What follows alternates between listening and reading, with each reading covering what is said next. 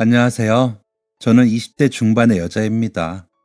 제가 이렇게 사연을 보내게 된 이유는 이제 다 떨쳐버리고 새롭게 시작하고 싶은 마음을 어디에 털어놓으면 좋을지 생각하다 병원에서 자주 듣던 이곳에 이렇게 사연을 보내기로 마음먹었기 때문입니다. 아직 사회생활도 해보지 못한 제가 치료와 수술을 받느라 휴대전화로 노래도 듣고 유명한 화제의 장면들도 보고 사연들도 찾아보는 시간들을 보냈거든요. 그랬던 저이기에 좀 더 넓은 세상으로 나아가는데 용기가 필요하기도 하거든요. 그래서 응원 좀 받고 싶어서 이렇게 사연을 쓰기로 결심을 했습니다. 그렇게 다 털어버리면 조금 더 밝고 건강하게 한 발자국 내디딜 수 있을 것 같거든요. 저희 부모님께서는 제가 아주 어릴 적부터 싸움이 잦았습니다. 아빠는 거의 집에 안 계셨는데 오시기만 하면 엄마와 싸우셨습니다. 그래서인지 아빠가 집에 오시는 게 싫더라고요. 아빠가 안 계실 때 엄마는 저를 데리고 여기저기 다녔습니다. 엄마는 친구들을 만나 술을 마시기가 일쑤였는데 저에게 안주를 좀 나눠서 주고 그걸로 끼니를 때우게 했습니다. 그럼 그걸 먹고 저는 옆 테이블이나 밖에서 엄마가 술을 다 마시고 나올 때까지 기다려야 했죠. 어쩔 때는 다른 집으로 가기도 했는데 그런 날은 다른 방에 있어야 했습니다. 하지만 그것도 제가 유치원에 다닐 때까지만이었고 학교에 다니게 되면서는 저는 집에 혼자 지내는 시간이 많게 되었습니다. 아침에 엄마는 저를 깨우고 학교에 가게는 했지만 데려다 주거나 머리를 묶어주거나 하진 않았습니다. 학교가 끝나고 돌아와 보면 엄마는 곱게 화장을 하고 나갈 준비를 하고 있다가 제가 돌아오면 식탁 위에 돈 놨으니까 김밥집 가서 사 먹어 라고 하고는 나가버렸습니다. 그럼 뒹굴거리며 TV를 보다가 집 근처 김밥집으로 가 먹고 싶은 메뉴를 골라 사와 먹곤 했죠. 김밥, 오므라이스, 떡국, 수제비처럼 안 매운 메뉴들로 골라 먹다가 라면의 맛을 들이고는 일주일 내내 라면, 떡라면, 만두라면, 치즈라면들을 돌아가며 먹곤 했습니다. 그런 제 생활이 다른 아이들과 비교했을 때 평범하지 않다는 것을 알았지만 그저 그런 생활이 익숙했기에 받아들였던 것 같습니다. 외롭고 무서웠지만 평화로웠죠. 하지만 아빠가 등장하면 그 평화는 깨졌습니다. 그게 싫었죠. 그렇다고 제가 외롭지 않고 무섭지 않게 되는 게 아니었으니까요. 엄마랑 아빠가 왜 싸우는 건지 그 내용은 중요하지 않았습니다. 아빠는 규칙적으로 오는 것도 아니었고 어느 날 갑자기 나타나서 엄마가 집안일을 잘 하는지 저를 잘 돌보는지 돈은 어디에 썼는지 추궁하기 바빴죠. 그런 모습은 절 위한다기보다 엄마를 가두고 감시하는 것 같아 거부감이 생겼습니다. 그런 아빠에게 몰아붙여지며 궁지에 몰린 엄마는 불쌍해 보였고요. 그래서 제가 초등학교 3학년쯤 되었을 때 싸우고 있는 부모님 앞에서 아빠 싫어. 가서 오지 마. 왜 엄마 괴롭혀? 라며 소리를 질렀습니다. 그러자 방금까지 소리를 지르며 싸우던 부모님은 조용해지더라고요. 시연아, 아빠는 엄마를 괴롭히는 게 아니라 라며 아빠가 무언가 설명하시려고 하자 이거 봐. 애가 다 알아. 내가 얼마나 당신을 견뎌야 해? 이혼해. 제발 이혼해. 어차피 집에도 자주 오지도 않으면서 왜 이혼 안 해? 나 좀 놔줘. 라며 엄마가 가로막으며 소리를 쳤습니다. 그런 엄마 뒤에 숨어 아빠를 노려봤습니다. 지금 생각해보면 그때 저는 아빠가 밉고 싫기보다 낯설고 두려웠던 건데 어리고 서툴다 보니 그렇게 표현되었던 것 같습니다. 아빠는 저한테는 항상 웃어주셨고 오실 때마다 선물도 많이 가져오셨습니다. 어느 나라에서 가져왔다면서 이야기하곤 하셨는데 그럴 때면 제가 소공녀의 주인공이라도 된 것 같아 기분이 좋았습니다. 그러다가도 엄마와 싸우는 아빠의 모습은 두렵고 무서웠습니다. 엄마는 아빠와 싸우지만 않으면 저에게 소리를 지르거나 화내지 않았거든요. 그냥 관심이 없었죠. 시험을 100점 맞아도 빵점을 맞아도 그랬어? 그래, 엄마는 나간다. 라는 반응이 대다수였습니다. 그랬기에 아빠와 다투는 엄마의 모습을 더 견디기 어려웠던 것도 같습니다. 그래서 아빠를 그렇게 경계할 수밖에 없기도 했고요. 그런 저를 보는 아빠의 눈빛은 굉장히 슬퍼졌습니다. 그러더니 말없이 식탁에 앉아 머리를 감싸쥐고 괴로워하셨죠. 그리고 다음 날 아침에 일어났을 때 아빠는 어디에도 없었습니다. 그나마도 있던 짐도 다 가지고 나간 것인지 텅 빈 장롱문이 열려 있었고 엄마는 식탁에 앉아 멍하니 있는 모습이 보였죠. 그 모습을 보는데 다시는 아빠를 볼 수 없겠다는 느낌이 오더군요. 뒤늦게 울면서 달려나가 보았지만 어디에도 아빠는 없었습니다. 한참을 골목을 울면서 달려나갔다 왔을 때 엄마는 갔어. 이제 아빠는 없는 사람이라고 여기고 살아. 어차피 자주 오지도 않는데 뭘 그래. 어제 너도 아빠 싫다며. 엄마는 약속 있어서 나갈 거니까 밥 사 먹어. 라며 밖으로 나갔습니다. 그렇게 홀로 남은 저는 또 뒹굴거리며 TV를 보고 김밥집에 가 밥을 사 먹었습니다. 아빠는 그 후로 다시는 홀연히 나타나지 않았습니다. 편지나 전화 같은 연락도 없었죠. 엄마는 매일 술을 마셨습니다. 제가 점점 클수록 엄마는 점점 더 귀가 시간이 늦어졌고 어쩔 때는 제가 학교에 갈 시간에야 들어오기도 했습니다. 가끔은 며칠을 들어오지 않을 때도 있었죠. 저는 그런 엄마를 기다리지 않았습니다. 돈이 떨어지면 돈 좀 보내달라고 할 뿐이었습니다. 그러다 보니 우리 집은 친구들의 아지트가 되어갔습니다. 엄마가 항상 없는 집은 우리 집뿐이라 편하게 여기기도 했죠. 엄마 방에만 안 들어가면 엄마도 제 친구들이 와서 자고 가도 별말을 하지 않았습니다. 집에 담배가 있어도 술병이 나뒹굴어도 뭐라고 하지 않았죠. 대신 점점 엄마의 짐이 사라지고 있다는 걸 눈치챈 것은 제가 중3에 올라가던 때였습니다. 엄마, 우리 이사가? 왜 짐이 점점 없어? 라고 묻는 저에게 엄마가 만나던 사람이랑 살림을 합치게 됐어. 지금처럼 왔다 갔다 할 거야. 너는 지내던 대로 지내. 그게 너도 편하지?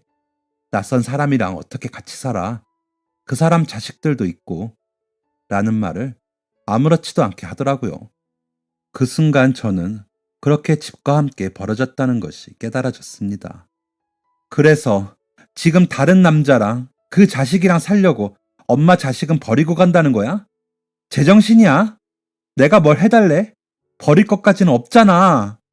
라고 처음으로 엄마에게 대들었습니다.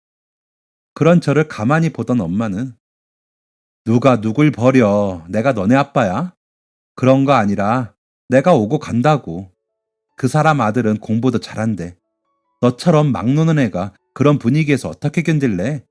서로 안 귀찮게 하자는 거잖아. 지금도 봐. 사소한 거에 이렇게 예민하게 굴잖아. 시끄러워. 빽빽거리지 마. 어차피 내가 너 챙기는 것도 없는데 유난스럽게 굴지 마. 라며 나가려고 하더라고요.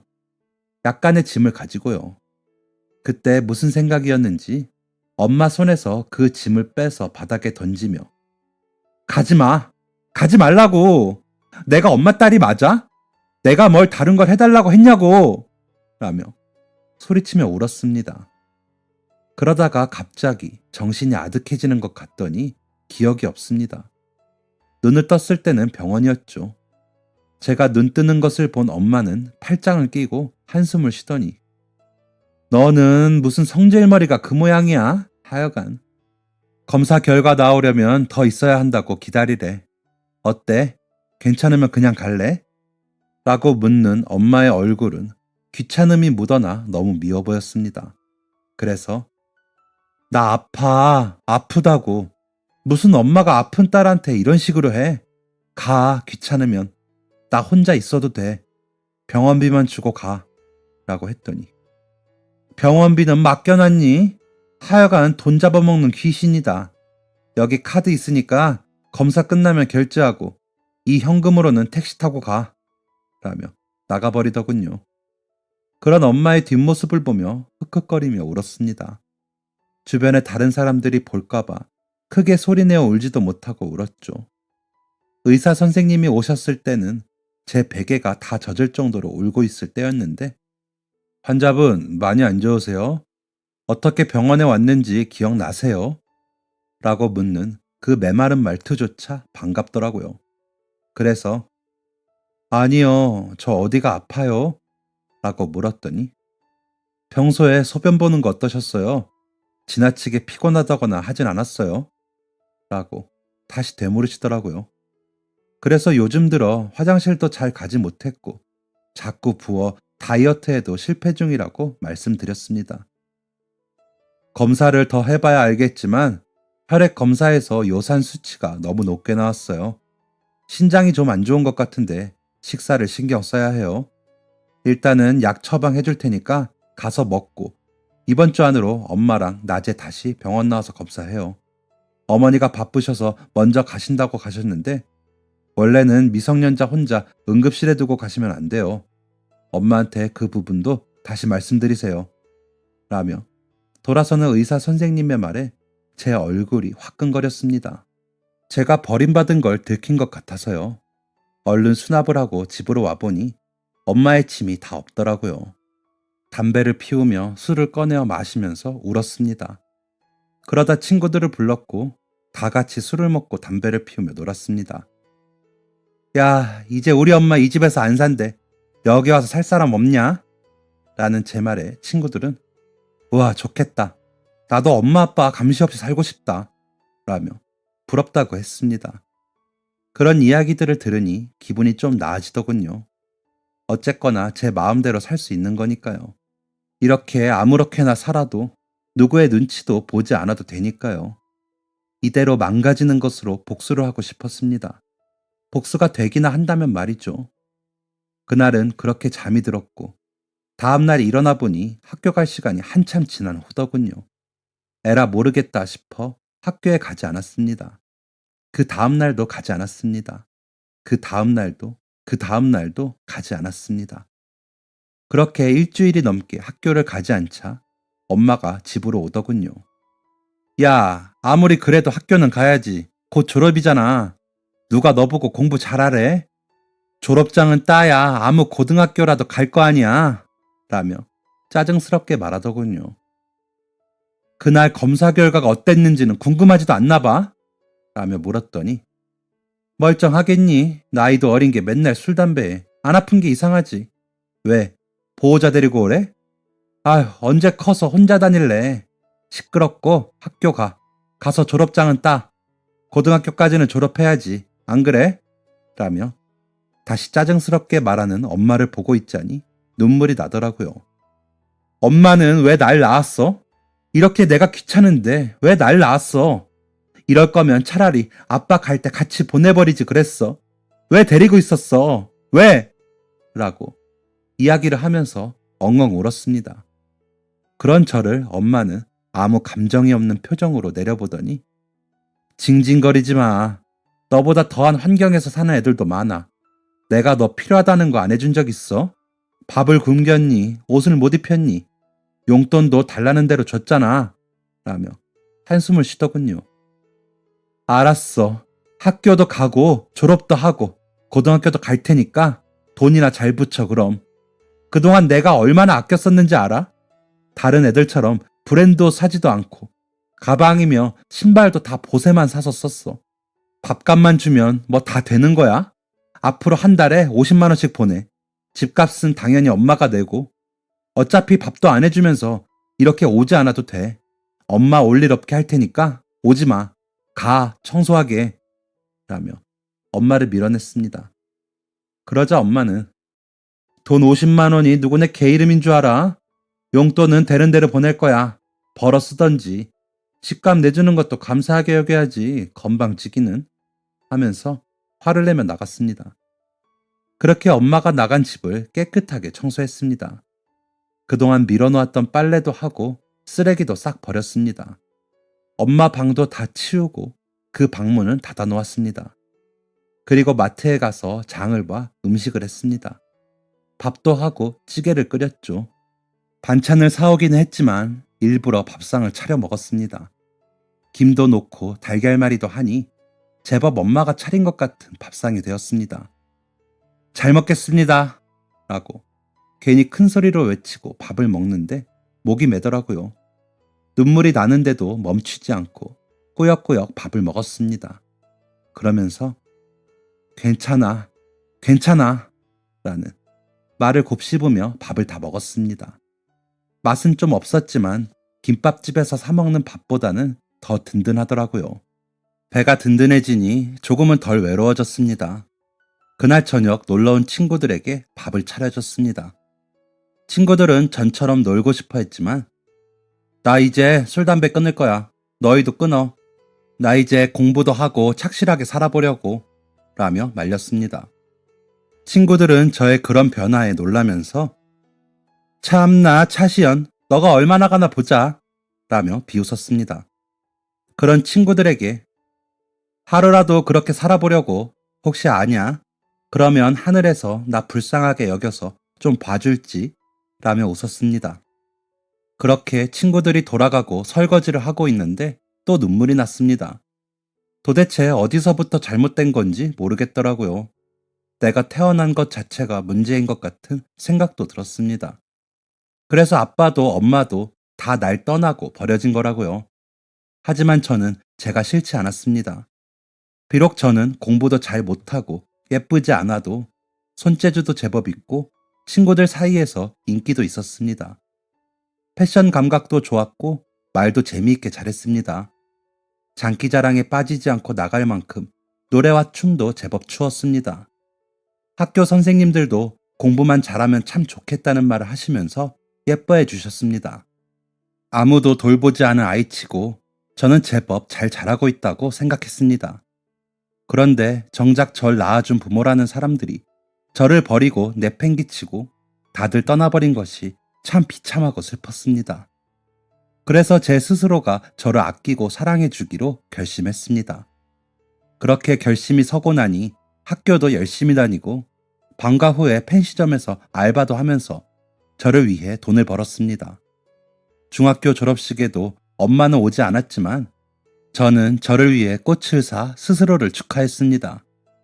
내신이 안 좋다 보니 좋은 고등학교는 못 갔지만 그래도 동네에서 취업이 잘 된다는 고등학교로 진학했습니다. 고등학교에 가서는 저는 더 열심히 학교에 다녔습니다. 친구들은 그런 저의 변화에 처음에는 놀라 저희 집에도 놀러오는 횟수가 적어지기도 했습니다. 하지만 이내 저의 변화를 인정하더니 다시 전처럼 놀러와 밥을 먹고 가거나 잠을 자고 가기도 했습니다. 전처럼 망나니처럼 놀지는 않았고 오히려 본인들 집 반찬을 가지고 오거나 라면을 사들고 오거나 했습니다. 엄마는 제가 없을 때 가끔 오는 것 같았습니다. 월세는 밀리지 않고 내고 있더라고요. 제가 집주인에게 전화해 물어보곤 했거든요. 안 들어왔다고 하면 문자로 월세 내라고 이야기하려고요. 그렇게라도 답장도 없는 연락이라도 하고 싶었거든요. 하지만 제가 말했던 용돈은 넣지도 않았습니다. 집에 와서도 오히려 맛있는 반찬이 있으면 가져가고 제가 새로 산 옷이 있으면 가져가 다시 가져다 놓으라고 문자를 보낼 정도였습니다. 그럴 때도 역시나 답장은 없이 옷만 가져다 놓더라고요. 처음엔 어이없고 화도 났지만 나중엔 또 그러려니 하게 됐습니다. 가끔씩 배가 아프고 혈뇨를 보기도 해 무서울 때가 있어 엄마한테 연락을 해볼까 하다가도 그때 응급실에서의 엄마의 얼굴이 떠올라 하지 않았고 참게 되더라고요. 하지만 그때 엄마에게 연락을 하고 병원에 갔었어야 했습니다. 제 몸은 계속 안 좋아지고 있었으니까요. 자꾸 부어 다이어트를 열심히 하느라 샐러드를 먹거나 과일로 식사를 대신할 때도 있었고 아예 밥을 굶을 때도 있었습니다. 그런데도 저는 안색이 좋지 않았고 점점 몸이 더 붓더군요. 친구들도 점점 달라지는 제 얼굴을 보더니 병원 가야 될 것 같다고 할 정도까지 상황은 안 좋았죠. 아침에 일어나는 게 너무 힘들었고 알바 다녀와서도 거의 기절하듯 자는 날도 많았습니다. 그때 다시 오라던 의사 선생님의 말이 떠올랐지만 다시 병원에 가는 건 좀 무서웠습니다. 그래서 참았습니다. 몸은 계속 상태가 안 좋았죠. 그러다 체육 시간에 피구를 하는데 갑자기 어지럽더니 그 자리에서 쓰러졌습니다. 친구들 말로는 제가 식은땀을 엄청 흘리더니 그 자리에서 나무 쓰러지듯이 쓰러졌다고 하더라고요. 구급차를 불러 선생님과 응급실로 실려갔습니다. 엄마에게는 여러 차례 통화를 시도했으나 통화가 되지 않았다고 하더라고요. 응급실에서는 이대로 나가면 너무 위험하다, 입원해야 한다고 하는데 보호자가 없으니 입원 수속도 못 밟고 있는 상황이었습니다. 그런데 그제야 엄마가 나타나더라고요. 선생님이 옆에 계신데도 몸 관리를 어떻게 하는 거니? 또 밥도 안 먹고 다녔겠지. 일어나, 가게. 라고 하다가 선생님이 상황을 설명하자 그제야 어머, 그랬어요? 그럼 입원을 해야 한다는 거네요. 아유, 집안 형편이 안 좋아서 제가 무심했습니다. 라며 웃으며 말하는데 백이나 명품백을 들지나 말고 그런 얘기를 하던지 창피하더라고요. 그렇게 저는 입원하게 되었습니다. 같이 따라온 남자분은 엄마보다 더 짜증난다는 표정으로 저를 보더군요. 그런 그 아저씨를 끌어당겨 제 쪽으로 오게 하더니 엄마랑 결혼한 사람 아빠라고 해 라고 하기에 이렇게 처음 보자마자 아빠라고 해야 해? 결혼식에는 부르지도 않았으면서? 라고 하자 그 아저씨는 흠흠거리며 헛기침을 하더라고요. 그러더니 그래, 이야기는 많이 들었어. 시연이라고? 아픈 거 좀 나아지면 우리 다시 인사하자. 라며 병실에서 나가더군요. 엄마는 그런 아저씨의 뒷모습을 보더니 너는 좀 살갑게 못하니? 얼마나 좋은 사람인데. 아무튼 도움이 안 된다. 어우, 짜증나. 라고 하는데 오기가 나더라고요. 그럼 아빠 연락처나 줘. 어차피 엄마는 병원비 주기 싫잖아. 나 병간호라도 해줄 거야. 아빠한테 지금이라도 연락해 볼 테니까 연락처 주고 엄마는 신경 쓰지 마. 라고 했더니 갑자기 얼굴이 울그락불그락해지더니 야, 뭐 너 아빠한테 연락하면 뭐가 달라질 것 같아? 시끄러워. 나라고 뭐 너 그렇게 내버려두고 싶어서 뒀겠니? 다 먹고 살려니까 바빴지. 안 죽어. 엄살 떨지 마. 라더니 병실을 나가더라고요. 주변의 다른 환자들과 보호자들은 저를 힐끗힐끗 보면서 눈치를 보고 있는데 너무 창피하고 사라지고 싶었습니다. 저는 만성 신부전 진단을 받았습니다. 의사 선생님은 굉장히 곤란하다는 표정으로 아직 어린 학생이라 더 안타깝긴 하지만 이 정도 단백뇨 수치면 투석 시작해야 해요. 투석은 복막투석이랑 혈액투석이 있는데 복막투석을 진행하더라도 나중엔 혈액투석으로 가거든요. 생각을 해보고 시술을 어떻게 할지 결정을 해야 하는데 지금 상황으로는 혈액투석이 가장 좋을 것 같아요. 그래야 수치 조절도 더 잘 될 거고요. 그리고 신장 이식도 고려해 볼 수 있으면 좋을 것 같아요. 말씀드렸다시피 아직 너무 어리고 아직 시간이 많은 학생이라 제일 좋은 건 이식이죠. 이건 먼저 가족분들 검사를 해보고 결과 보고 진행할 수 있겠죠. 어머니랑 아버님이 상의해 보시고 결정을 하시는 거로 하시죠. 라고 하셨습니다. 의사 선생님이 사라지자 진짜 가지가지 한다. 너는 이렇게 몸이 안 좋을 때까지 뭐 했니? 너가 아프면 알아서 병원 다니고 했어야지. 진짜 너희 새아빠 앞에서 내가 창피하다. 라며 혀를 차더군요. 그렇게 저는 투석이라는 것을 시작하게 되었습니다. 학교를 마치면 투석하러 가 투석을 하고 다음날 아침에 집에 들어가 쓰러져 잠을 자곤 했습니다. 누워서 잠자면서 받는 투석인데도 그렇게 피곤하고 힘들더라고요. 그러다 보니 당연히 알바는 하지도 못했고 신부전증 환자식을 먹어야 하는데 혼자서 제대로 챙겨 먹기도 힘든 상황이 오더군요. 다달이 병원에 가는 비용도 만만치 않았는데 엄마는 어쩐 일로 돈을 붙이기 시작했습니다. 처음 3개월 정도는 별탈이 없었죠. 그러다 하루는 제가 자고 있는데 거칠게 흔들어 저를 깨우더라고요. 그러더니 야, 너 모아놓은 돈 없어? 너 병원비가 얼마나 드는지 알아? 그동안 모아놓은 돈 있을 거 아니야. 좀 꺼내봐. 내가 그 돈 가져가고 다달이 보내줄 테니까. 라고 하기에 엄마, 내가 돈이 어디 있어? 그동안 나 혼자 생활할 때 월세만 내줬잖아. 내가 뭐러먹고 살았겠어. 알바하면서 용돈 달라고 안 했잖아. 진짜 왜 이래? 라며 짜증스럽게 말을 하며 몸을 일으켰는데 온 집안이 쑥대밭이 되어 있더라고요. 제가 자는 사이 집을 뒤지다 못 찾으니 절 깨운 것이었습니다. 어이가 없더군요. 무슨 빚쟁이도 아니고 아픈 딸이 자고 있는 사이에 집안을 뒤지다니요. 그런 집안을 망연자실하며 보고 있는데 없어? 진짜? 아우 짜증나. 알았어. 간다. 하더니 나가버리는 엄마를 보는데 진짜 저 사람은 내 부모가 아니구나 하는 생각이 들었습니다. 그때의 기분은 비참하다는 말로도 표현하기가 부족하네요. 학교는 그래도 나갔습니다. 그러지 않으면 제가 진짜 그 집에서 조용히 사라질 것 같아서요. 친구들은 제 상황을 듣고 제 앞에서 본인들 먹고 싶은 간식도 참으며 절 응원해줬습니다. 고마웠죠. 그 마음들을 위안 삼으며 버텼습니다. 하지만 학교를 빠져야 하는 날들이 불가피하게 생기다 보니 성적도 엉망이고 수업에도 제대로 참여하기가 어렵더라고요. 그래도 투석 전보다 제 외형이 좀 더 나아져서인지 친구들은 안심하더라고요. 그렇게 겨우 학교와 병원을 오가며 지냈습니다. 한 달에 한 번 대학 병원을 가고 일주일에 한 번 투석 내과를 가며 제 일상은 병원이 차지하는 비중이 높아졌습니다.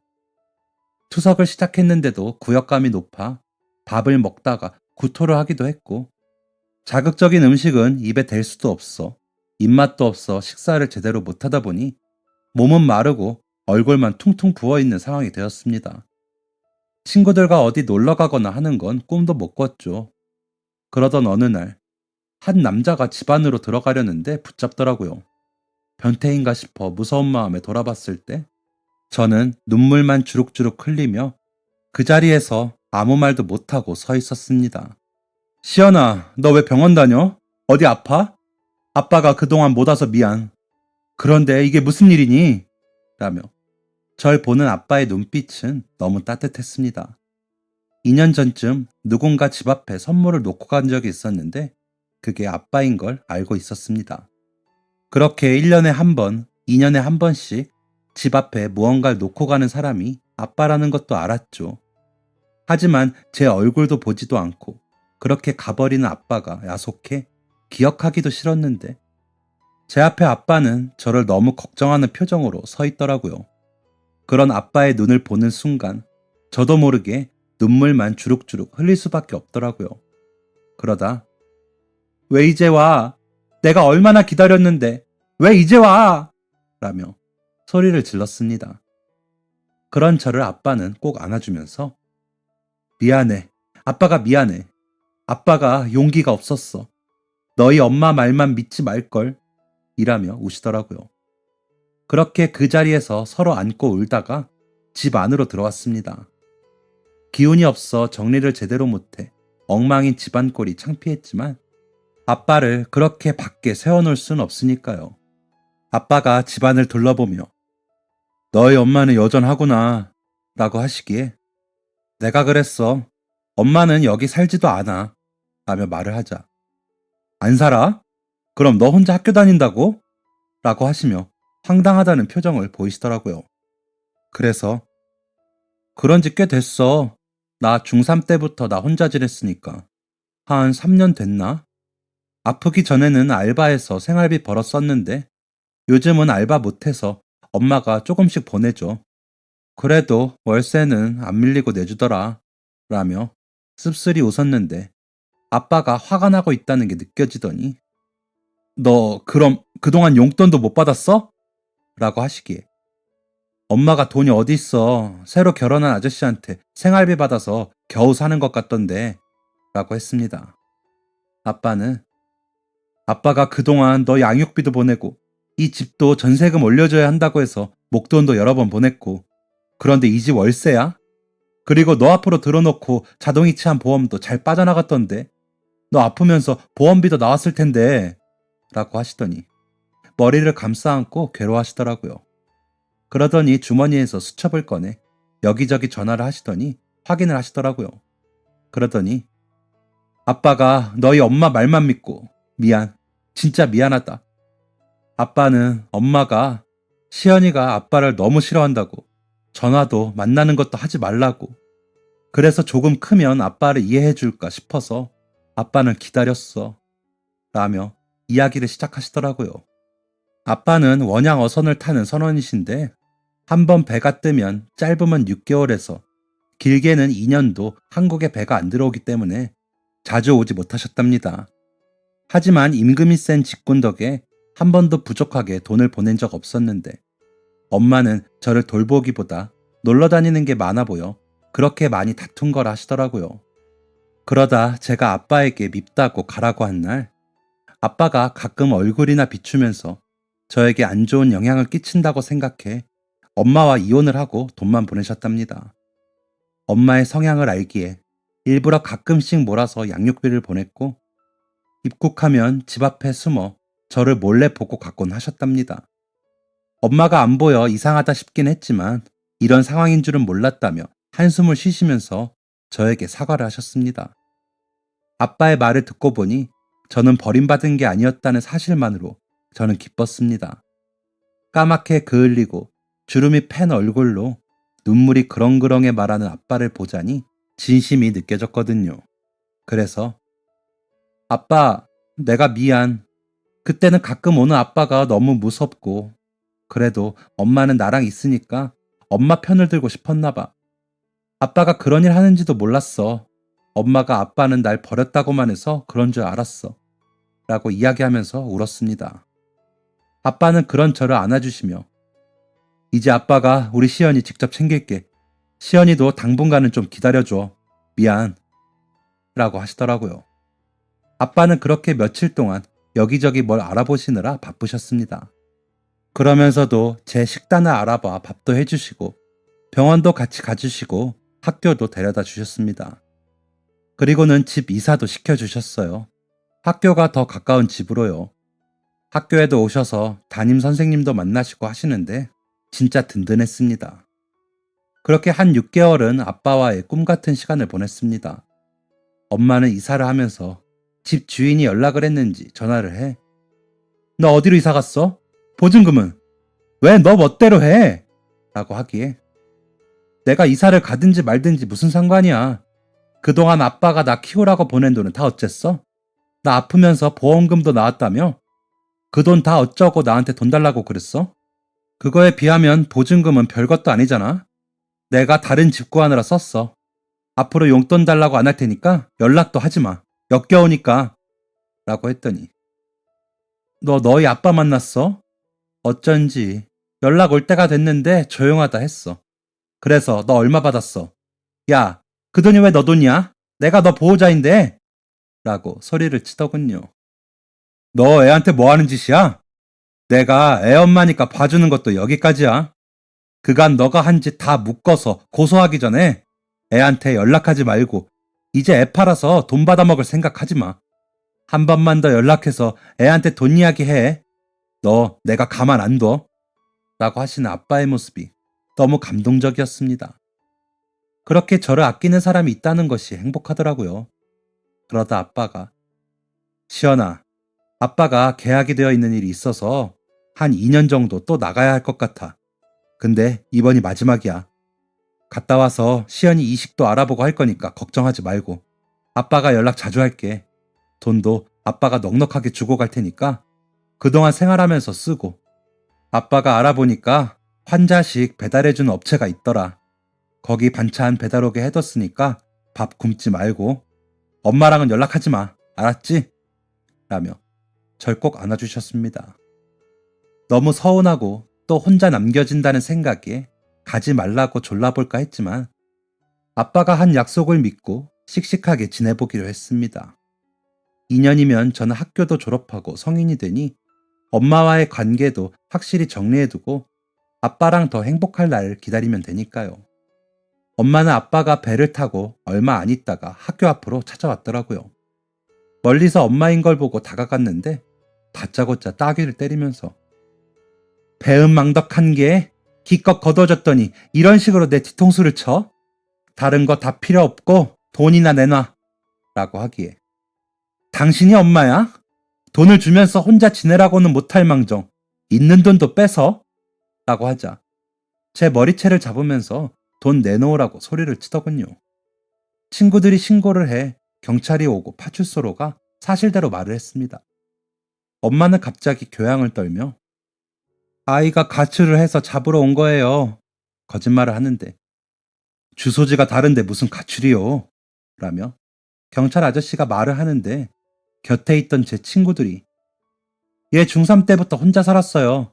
얘네 엄마가 버리고 나가서 라면서 말을 거들어 주었습니다. 그러자 너희가 우리 가정사에 대해 뭘 알아? 라며 소리를 치기에 애들이 엄마보다 나랑 더 오래 있었으니까 오늘도 돈 달라고 온 거잖아 라며 제가 말을 하니 너 그렇게 큰 돈 혼자 들고 있다가 무슨 일 나면 어쩌려고 그래? 걱정돼서 그러지 하는데 아빠가 나 큰 돈 주고 간 거 어떻게 알아? 그동안에 아빠한테 그렇게 큰 돈 받아놓고 나한테는 알바하라고 돈 더 없냐고 그런 거야? 하며 울었더니 상황을 지켜보시던 경찰분이 학생이 원하면 접근 금지 신청할 수 있어요. 물론 여기서 되는 건 아닌데 절차를 밟을 수 있게 해줄까요? 라며 이야기하시더라고요. 그러자 내가 얘 엄마인데 무슨 소리예요? 라며 엄마가 따지자 어머니, 지금 상황으로 보면 미성년자인 자녀에게 갈취의 목적으로 폭력을 행사하셨기 때문에 아동폭력법 위반, 가정폭력 위반이세요. 학생이 원하면 보호조치 가능하고요. 라며 엄마를 제지해 주시더라고요. 그제야 입을 다문 엄마를 뒤로하고 조서를 작성한 후에 저와 친구들은 파출소에서 나올 수 있었습니다. 그 후로 몇 번을 연락해 돈 달라고 난리를 부렸지만 저는 차단을 시키고 연락도 피했습니다. 투석하는 날 간격이 좁아지며 일주일에 2번 투석을 다녔고 그러면서도 저는 학교를 꾸역꾸역 나갔습니다. 아빠는 매일 저녁 문자를 보내거나 전화를 하시곤 하셨습니다. 시차가 있어 시간을 못 맞추면 제가 잘까봐 전화를 하실 때면 조심스럽게 하셨죠. 비록 톡으로 하루에 한 번 하는 연락이긴 했지만 외롭지 않았습니다. 그렇게 저는 학교를 졸업했고 아빠는 제가 졸업을 하고 1년 정도 더 나가 계시다 돌아오셨습니다. 더 까매지고 주름이 깊이 팬 얼굴로 돌아오셨지만 반가웠습니다. 아빠는 오자마자 병원으로 가시더니 여러 검사를 하셨습니다. 그 결과 저에게 신장 이식이 가능하다는 검사 결과가 나왔습니다. 아빠는 마치 로또에라도 당첨된 것처럼 좋아하셨습니다. 그런 아빠를 보며 오랜 시간 아빠를 오해한 것이 너무 미안하더라고요. 아빠와 수술을 위해 입원을 했을 때도 아빠는 본인보다 제가 먼저였습니다. 수술은 성공적이었고 무사히 퇴원을 했습니다. 퇴원을 해서 돌아온 날 저녁, 아빠는 제일 먹고 싶은 게 뭐냐고 물으시며 회복 완료되면 뭐 먹을까 하시면서 행복해 하시더라고요. 아빠, 나는 아무거나 먹어도 좋아. 같이 먹을 사람이 있잖아. 라며 웃으며 말했더니 아빠가 눈물을 흘리시면서 그래, 이제 아빠가 있을게 하시더라고요. 그러더니 통장 여러 개를 꺼내시면서 이건 우리 딸 대학 등록금, 이거는 우리 딸 시집 보낼 거, 이거는 우리 딸 용돈 모아놓은 거. 아빠 이렇게 돈 있어. 우리 딸 하고 싶은 거 있으면 이야기해. 아빠가 하게 해줄게. 라고 하시는데 억지로 참던 눈물이 펑펑 흘러나왔습니다. 이렇게 다 놔주면 아빠는 어쩌려고? 라고 물으니 아빠 노후 준비는 이제부터 해야 해. 가게 하나 차릴 돈은 해놨거든. 아빠가 배 타는 것밖에 한 게 없어서 뭘 할지는 좀 더 생각해 볼게. 라며 제 머리를 쓰다듬어 주시는데 더 눈물이 나 엉엉 울었습니다. 그렇게 한동안 아빠와 저는 회복하는 데 심혈을 기울였습니다. 그러면서도 어떤 일을 하면 좋을지 생각했죠. 이런저런 교육 프로그램을 알아보다 고1 때 특기 적성 프로그램으로 들었던 제빵사 과정이 생각났습니다. 제빵 자격증을 따서 저처럼 아픈 사람들이 먹을 수 있는 건강한 빵을 만들고 싶다는 생각이 들더라고요. 그래서 제빵학원을 다녔습니다. 자격증도 따고 건강빵 만들기 연구도 했습니다. 아빠와 함께요. 그래서 저희는 이번에 빵집을 열려고 준비 중에 있습니다. 아직은 작은 규모이지만 언젠가는 전국적인 빵집으로 거듭나는 게 저희 목표입니다. 빵을 먹어본 친구들은 일반 빵보다 덜 달지만 맛있다고 하는데 다른 분들은 어떨지 모르겠네요. 저희 대박나라고 응원해 주실 거죠? 이제는 건강하게 씩씩하게 열심히 살겠습니다. 제 자신을 더 사랑하면서요. 여러분들도 스스로를 더 사랑하시길 바랍니다. 안녕히 계세요. 지금까지 사연 들어주셔서 감사합니다. 사연이 재밌으셨다면 구독과 좋아요를 눌러주세요. 감사합니다. 안녕히 계세요.